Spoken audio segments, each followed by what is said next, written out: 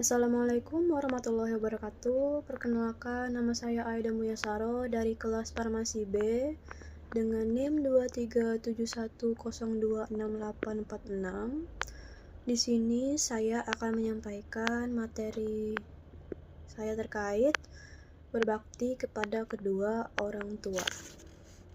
Berbakti kepada kedua orang tua itu merupakan amalan paling utama dan tinggi setelah beriman kepada Allah Subhanahu wa Ta'ala. Yang mana tentang berbakti kepada orang tua itu terdapat pada surah An-Nisa ayat 36.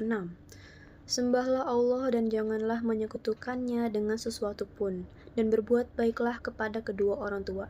Dan dari sini diartikan bahwasanya jikalau kita berbakti kepada kedua orang tua, maka dengan mendapatkan ridho kedua orang tua kita, Allah juga akan meridhoi hal tersebut.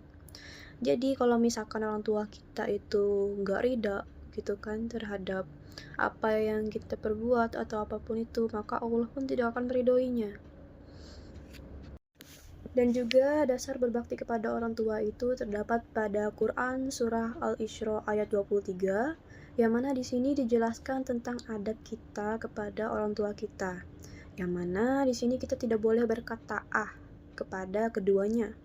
Tidak boleh juga membentak, meninggikan suara, dan kita diwajibkan untuk mengucapkan perkataan yang baik kepada keduanya. Tadi itu merupakan dasar berbakti kepada kedua orang tua kita, namun ada tentunya cara untuk berbakti kepada keduanya. Yang pertama itu ialah menaati kedua orang tua kita selama itu tidak mendurhakai Allah Subhanahu wa Ta'ala. Tentunya orang tua kita pastinya menyuruh kita melakukan bermacam-macam hal, misalkan menyuruh kita melakukan ini atau itu, minta bantu ini atau minta bantu itu, minta beli ini atau itu. Selama itu tidak di luar jalan yang benar, maka itu wajib ditaati. Kalau misalkan ngajak ngepet, ya nggak boleh, haram, tidak boleh seperti itu. Yang kedua itu ialah merendahkan diri di hadapan kedua orang tua. Ini ada kaitannya dengan surah Al-Isra ayat 23 tadi, yang mana kita berperilaku baik. Kita tidak boleh berkata kepada keduanya, kita juga tidak boleh membentak, meninggikan suara, dan juga kita diwajibkan untuk menggunakan tutur bahasa yang baik kepada keduanya. Yang intinya itu ialah kita harus beradab kepada keduanya. Karena kalau misalkan ada tutur kata kita atau perbuatan kita itu yang membuat mereka murka, itu ada ganjarannya tersendiri gitu. Gak cuma di dunia, di akhirat juga begitu. Pokoknya ada ganjarannya gitu. Karena pada dasarnya tadi, ridhonya orang tua itu adalah ridhonya Allah. Kalau misalkan orang tua kita sudah murka, jadi tidak mau meridhoi, maka Allah tidak akan meridhoi kita juga sebagai seorang anak. Selanjutnya ialah mendoakan dan juga memohon ampun kepada keduanya. Rabbighfirli waliwalidayya warhamhuma kama rabbayani shaghira. Dengan begini kita mendoakan keselamatan, kebahagiaan, dan juga kesehatan bagi kedua orang tua kita, baik yang masih ada di dunia maupun yang sudah tiada. Karena pada dasarnya ada 3 amalan yang takkan pernah terputus. Yakni yang pertama itu amal jariah, yang kedua itu ialah ilmu yang bermanfaat, yang ketiga itu adalah doa anak yang soleh.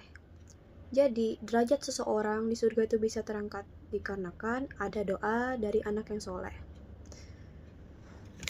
Makanya jangan lupa untuk berdoa untuk kedua orang tua kita. Selanjutnya itu ialah memohon ampun kepada keduanya. Seperti yang dikatakan, kalau misalkan orang tua kita itu murka atau mereka tidak meridhoi, maka Allah tidak akan meridhoi kita pula. Dikarenakan itu, ada baiknya kita memohon ampun kepada keduanya. Apalagi kalau misalkan keduanya masih ada di dunia, maka ada baiknya kita memohon ampun kepada keduanya.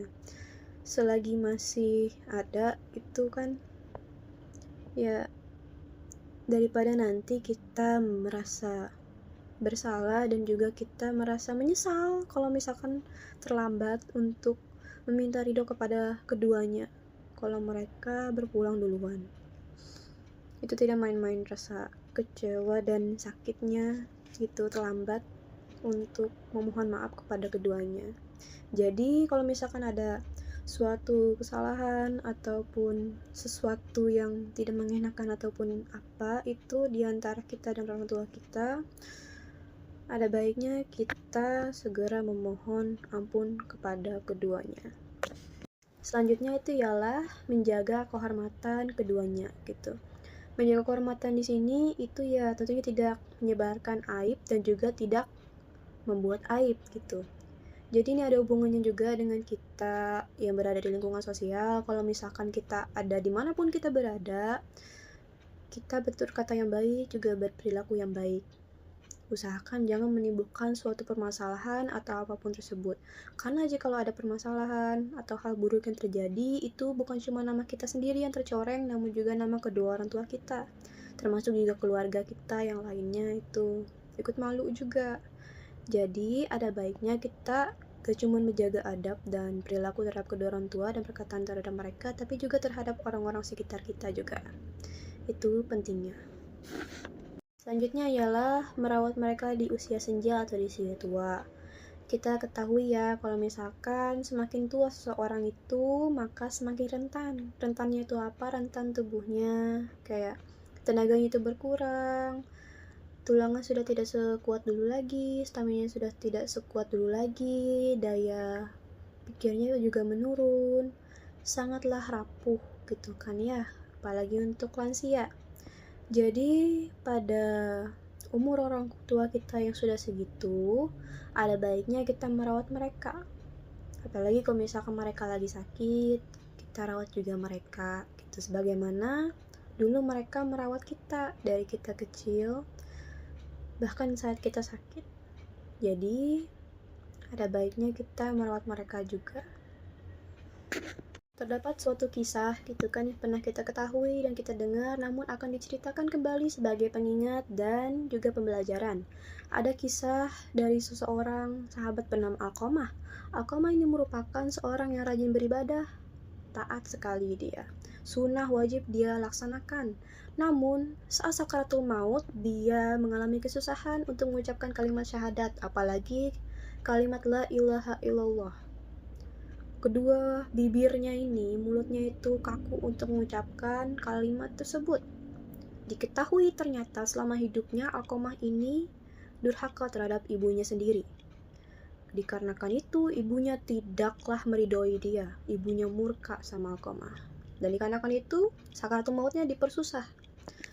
Dan karena itu pula Alqamah yang sakaratul maut tidak bisa meninggal karena ibunya masih tidak meridhoi ini, maka tadinya dia mau dibakar. Namun karena sang ibu tidak tega dan masih sayang sama si Alqamah, maka akhirnya sang ibu merelakan dan meridhoi sang Alqamah tadi. Dan dari situlah Alqamah bisa mengucapkan kalimat syahadat dan berpulang dengan tenang.